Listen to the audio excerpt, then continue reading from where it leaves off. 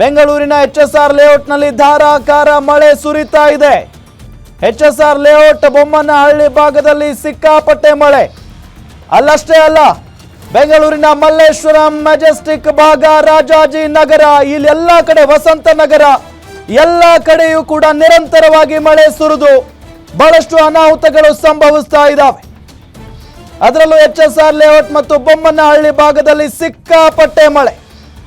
ತಗ್ಗು ಪ್ರದೇಶಗಳಿಗೆ ಮಳೆ ನೀರು ನುಗ್ಗಿ ಆಗಬಾರದ ಅನಾಹುತಗಳೆಲ್ಲ ಆಗ್ತಾ ಇದ್ದಾವೆ. ಸಂಜೆ ಹೊತ್ತು ಡ್ಯೂಟಿ ಮುಗಿಸ್ಕೊಂಡು ಮನೆಗೆ ಹೋಗ್ತಾ ಇರ್ತಾರೆ ಎಷ್ಟೋ ಜನ. ಪಾಪ ಬೈಕ್ನಲ್ಲಿ ಹೋಗ್ತಾ ಇರ್ತಾರೆ, ಕಾರ್ಗಳಲ್ಲಿ ಹೋಗ್ತಾ ಇರ್ತಾರೆ, ಬಸ್ಗಳಲ್ಲಿ ಹೋಗ್ತಾ ಇರ್ತಾರೆ.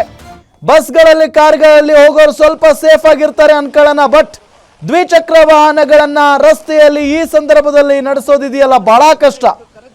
ಯಾವಾಗ ಯಾವ ಮರ ಬಿದ್ದು ಹೋಗುತ್ತೋ ದ್ವಿಚಕ್ರ ವಾಹನಗಳ ಮೇಲೆ.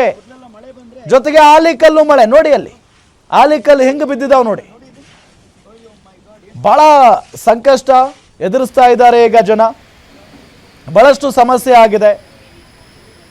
ಆ ಗೋಡೆ ಕುಸಿದ ಪರಿಣಾಮ ಅಥವಾ ಕಾಂಪೌಂಡ್ ಗೋಡೆ ಕುಸಿದ ಪರಿಣಾಮ 8 ಜನ ಏನು ಮೃತಪಟ್ಟಿದಾರಲ್ಲ, ಅದು ಬಹಳ ನೋವಿನ ಸಂಗತಿ. ಮತ್ತು ಅರಗಿಸಿಕೊಳ್ಳಲಾಗ್ತಾ ಇಲ್ಲ ಅದನ್ನು. ಪಾಪ ಅದೆಲ್ಲಿ ಹೋಗ್ತಾ ಇದ್ರೋ ಏನೋ, ಅದು ಯಾರೋ ಏನೋ, ಯಾವ ಊರಿನವ್ರು ಏನೋ ಗೊತ್ತಿಲ್ಲ. ಡ್ಯೂಟಿ ಮುಗಿಸ್ಕೊಂಡು ಮನೆಗೆ ಹೋಗ್ತಾ ಇದ್ರು ಅಥವಾ ಇನ್ನೆಲ್ಲೋ ಊರುಗಳಿಗೆ ಹೋಗ್ತಾ ಇದ್ರು. ಮಳೆ ಬಂತು ಅನ್ನೋ ಕಾರಣಕ್ಕೆ ಸಾಮಾನ್ಯವಾಗಿ ನಾವು ಏನು ಮಾಡ್ತೀವಿ, ಅಲ್ಲೆಲ್ಲೋ ಗೋಡೆ ಇರುತ್ತೆ, ಕಾಂಪೌಂಡ್ ಇರುತ್ತೆ, ಅಥವಾ ಒಂದು ಕಟ್ಟಡ ಇರುತ್ತೆ, ಅದರ ಪಕ್ಕದಲ್ಲಿ ನಿಲ್ಲೋದು ಹವ್ಯಾಸ. ಅದು ಮರಗಳಿರ್ತಾವೆ, ಮರದ ಬುಡದಲ್ಲಿ ನಿಲ್ಲೋದು ಹವ್ಯಾಸ. ಅವೇ ಮೃತ್ಯುಕೂಪ ಆಗಿಬಿಟ್ರೆ, ಹಳೇ ಕಾಂಪೌಂಡ್ ಗೋಡೆ, ಪಾಪ ಅವ್ರಿಗೆ ಏನು ಗೊತ್ತಿರುತ್ತೆ ಹೇಳಿ, ಏಕಾಏಕಿಯಾಗಿ ಅವ್ರ ಮೇಲೆ ಬಿದ್ದು ಬಿಟ್ಟಿದೆ. ಅದೆಷ್ಟು ಜನ ಗಾಯಗೊಂಡಿದ್ದಾರೋ ಏನೋ ಗೊತ್ತಿಲ್ಲ. 8 ಜನ ಬಲಿಯಾಗಿದ್ದಾರೆ ಏಕಾಏಕಿಯಾಗಿ ಅಂತ ಅಂದರೆ ಆ ಗೋಡೆ ಎಷ್ಟು ಹಳೆಯದ್ದಿರ್ಬೋದು ಮತ್ತು ಎಷ್ಟು ರಭಸವಾಗಿ ಅವರ ಮೇಲೆ ಬಿದ್ದಿರಬಹುದು ಅನ್ನೋದನ್ನು ಜಸ್ಟ್ ಇಮ್ಯಾಜಿನ್ ಮಾಡಿ. ಅದಾದ ನಂತರ ಈಗ ಮೃತದೇಹಗಳನ್ನು ಹೊರತೆಗೆಯುವಂಥ ಕೆಲಸ ಕೂಡ ಆಗಿದೆ.